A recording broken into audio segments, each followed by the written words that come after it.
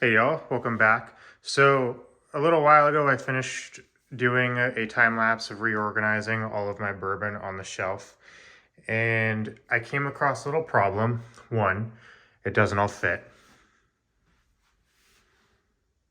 and two, my family really doesn't want all of the bourbon in our dining room. It's where we entertain, and the room was designed to be more of an entertaining room and not so much an alcohol storage room. So as you might imagine, it doesn't really fit with the rest of the decor in here. We have some very nice hand-blown glass that my grandmother made and various other decor, but bourbon doesn't really fit. So after talking to my family, we've decided to come up with another solution, which will probably end up having the bourbon being stored someplace in here. But as it stands, while we're looking for shelving and various other storage solutions, we're dealing with it as it is. So the way my storage system is as follows: is at the bottom, we have the bottom row, which is anything that the market value that I paid for is $0 to $25. Second shelf is 25 to 50, 50 to 75, 75 to 100, and then all the way up there is where I keep all of the different salt and sugar that I use to fill up the bottles. On the table right here is $100 and up. It was all the way at the top. I live in California. We get earthquakes. There's about $5,000 to $10,000 worth of bourbon there. I don't want to deal with the fact that it's not insured. So while we find a place for that, that's the most important thing.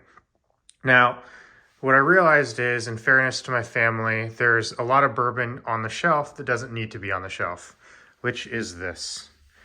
This is all of my unopened bourbon. As you can see, there's quite a lot of it. What I started to realize is I was getting bottles in and I wasn't drinking it fast enough. I try to avoid crossing the line of becoming a full-blown alcoholic. That's a joke. I don't actually drink all that much.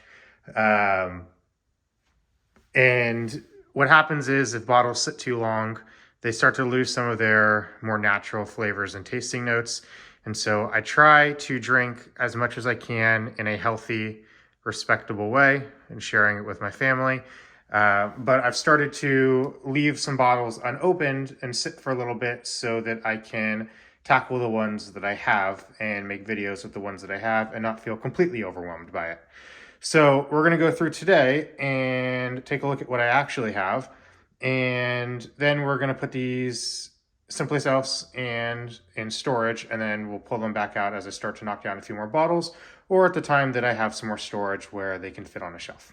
So I got the rest of the collection for the Pinhook Vertical series. So on my shelf, I have the 6 and the 7 year, as well as the artist collaboration series back there from Pinhook, the number 2, which they're all fantastic.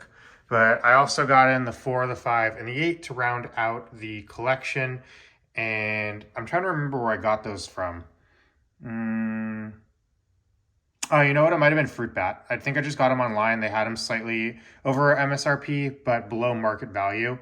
I like to get a lot of my stuff at auction, because auction, actually, if you get a good auction, you can get stuff below market value, and if you're really lucky, below MSRP.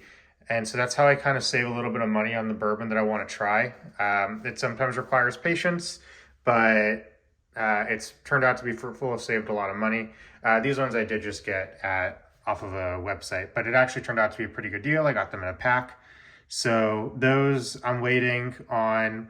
I do want to do a tasting one day. I did just post a blind tasting with my dad on my YouTube channel, where we compared the 6 and the 7 year and how dramatic they are in difference, considering it's the same bourbon. One day we're going to do a full lineup when all of these are opened, hopefully with the 9, 10, 11, and 12 year as well. That's, probably going to be a few years from now, where we compare all of them together and see what the differences are. But those will be coming out one day. I got this Doc Swinson, which I'm pretty excited about. I'm a pretty big fan of Doc Swinson. They're pretty good. They do a lot of really good mixing and blending. This is one of their exploratory casks. This is a tawny port. I did get this at a retail store. I got it at the local wine and spirit shop by my house. And they have really good prices, and they get some stuff in that you wouldn't normally expect in California, some stuff that's really hard to get a hold of. So I pop in from time to time. I know the liquor manager there, and we have a pretty good arrangement. So I'm pretty excited for that. I do have a couple of other bottles of Doc Swinson that I like. For what they are, they're pretty underpriced. There's not a huge aftermarket on them, so you can get them at a pretty reasonable cost.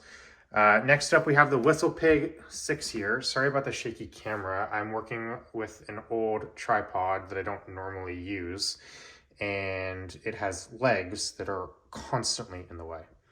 So next up, we have the Whistle Pig 6-year. This is actually sent to me by Whistle Pig, one of their distribution managers I met at a social event, and I had a bottle already. It's somewhere. It is, there it is, Whistle Pig 6-year. That one's the Bussin' with the Boys. I had mentioned to him how I wasn't a huge fan of their 6-year, but I do absolutely love their rye. And he said that he wanted to send me a bottle of this so I could give it a try and compare it to what I have. And as it turns out, and you've probably heard this story if you follow my Instagram page, but as it turns out, he not only sent me that, but he sent me about a $500 bundle of different whiskey, including a few ryes, and including the Old World rye, and a barrelhead, which was amazing. And I am constantly in shock that they sent that much to me when I just thought one bottle was coming. And Whistle Pig will always be one of my favorite rye distilleries. They are fantastic. They are amazing. And a shout out to Whistle Pig for that bottle. Next up, we have the Henry McKenna 10-year. This is barrel number 14423. I already have a bottle of Henry McKenna that I just finished. It's one of my dad and I's favorite bourbons. But what we found out is that since we got that bottle about 3 years ago, it has almost doubled in price. And what was a $40 bourbon is now have it at between $70 and $80. And that's just ridiculous. And thankfully, I was able to snag one of the last releases that Costco had at the Costco near me for about $45. And I'm really excited to try this because it is something that should belong on every bourbon connoisseur's shelf, because it is incredibly good and incredibly cheap if you can get it at what it's supposed to be at. And I can't wait to try it out. Next up, we have the Evan Williams Square 6. I'm sure a lot of you probably haven't heard of this unless you are living in Kentucky in Louisville and have toured the Evan Williams distillery on Main Street. This is one of their craft bourbons that they made specifically at that distillery and touring place. And when I went there, I had to try it. And my dad and I, the trip that we had planned didn't exactly go as planned. And so we weren't able to go back and actually buy a bottle. They were sold out. And I've been trying to get a hold of it, but they don't ship it to California. You can only buy it at that one place. And so I actually got this at auction. I paid a little bit more than MSRP for it because I really wanted it. It is a high rye. It's really good if my memory serves correctly. It was about 3 years ago, so I could be a little bit out of touch, but I'm interested to try it and see how my tastes have changed. I really like the bottle design, and yeah, so we're gonna try that one of these days. Next up, we have the Field of Dreams. If you're not familiar with this, this is bottled by the Field of Dreams Whiskey Company, which basically what they do is they take the corn from the Field of Dreams field in Iowa from the movie, and they turn it into bourbon. Really cool story. I believe, if I remember correctly from reading on their website, that some of the proceeds that they make go to a children's hospital charity for pediatric cancer. Don't hold me to that. I don't remember 100%. I do believe I remember reading that, but it's been a while since I've checked. I've been chasing this bottle for a while since Field of Dreams is one of my favorite movies. I'm an ex-college baseball player, and my sister goes to the University of Iowa, so it's got a little bit of a soft spot in my heart. So I'm excited to try that. It comes with some pretty good reviews. That came from Sealbacks. Pretty big fan of Sealbacks. Their founder is a whiskey genius, and I get a lot of my stuff from them. Really big fan. So next up, we have the High and Wicked, the Judge. This came on a recommendation from that same wine and spirit shop. He recommended it to me because it's finished in something that really I've never even heard of. Let's see. Finished in ex-Hungarian Tokaji barrels. I'm sure I'm butchering that pronunciation. I've never even heard of that, but what he did tell me is that it's got a very unique bourbon taste, something that he hasn't really experienced before. If you're somebody that is a little bit taxed out on some of the repetitions of bourbon, then he recommended it as a good palate cleanser to kind of refresh and restart. So I'm excited to try that. That came at an MSRP of $89. High and Wicked has a very good reputation, so I'm excited to try it. Next up, we have a very old Barton. I believe this comes from Willet. It's just a, as you can see, it's got a screw cap. This came as a bundle that I got at auction. It was kind of a throw-in. I think I got it for like $5, if I'm being completely honest. It actually holds no value to me. I mean, I'll try it, I'll taste it, we'll do a pour video on it, and we'll do a review. But really, this is just going to be a mixer for when we have guests over. I'm not opposed to giving it as a gift either. If I'm going over to a party and we're whatever the case is. But we'll try it. We'll see what it is. And then lastly, we have a bottle of Redemption. I'm a pretty big fan of Redemption. They seem to be relatively cheap and relatively decent quality, and they do have a bunch of high ryes. As somebody that's a big rye fan, I do enjoy high rye. This is their cognac finished from their cask series. I got this for like $15 at auction. I'm always curious to try cask or barrel finishes because everybody finishes a little bit differently, and that's what leads to some of the uniqueness. And I do have a couple of other cognac finishes, but each one is different. And, I'm very curious. It's kind of like for me, like I have a bottle of, from Starlight. It's a VDM.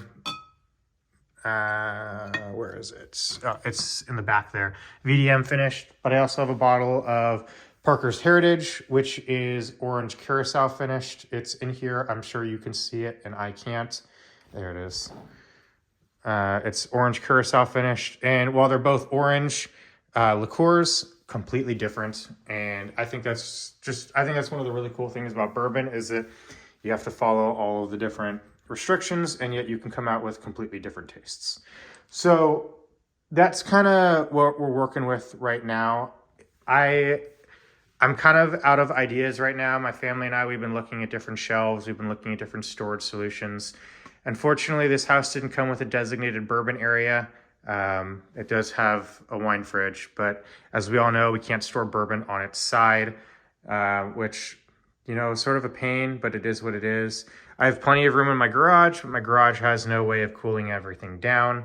So as it is, it's sort of stuck in limbo right now. I'm not really sure. If you have any ideas, please let me know in the comments or message me. I'm curious to hear what y'all suggest. But as it stands right now, my mom's dining room table is currently been overrun. So, let me know what you think. Let me know what you think of my collection. As you can see, right now we're at about 90 bottles or so. I'm sure you can do the math if you really want to, if anybody cares enough. Because honestly, I don't. I actually do have a spreadsheet somewhere, but that I keep inventory of so I can know what I've done reviews on and what I haven't done. Once you cross a certain threshold, it's hard to keep track of everything. So, but it is what it is. We're always trying new stuff, and that's one of the adventures, seeing what comes up every day. So let me know if you have any suggestions. As always, enjoy, drink safely, and we'll catch you next time. Bye for now.